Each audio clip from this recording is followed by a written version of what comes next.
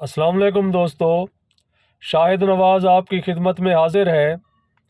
آج کل ہماری کھانے پینے کی روٹین ایسی ہو گئی ہے کہ جس سے بہت سے مسائل پیدا ہوتے ہیں۔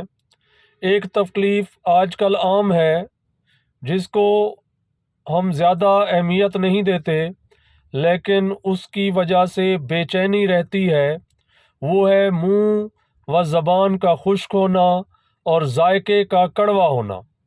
اگر کسی شخص کا منہ اور زبان خشک ہو اور ذائقہ کڑوا ہو تو اسے لائکوپوڈیم 1 کی ایک خوراک دے دیں تو اس کی یہ تکلیف دور ہو جائے گی۔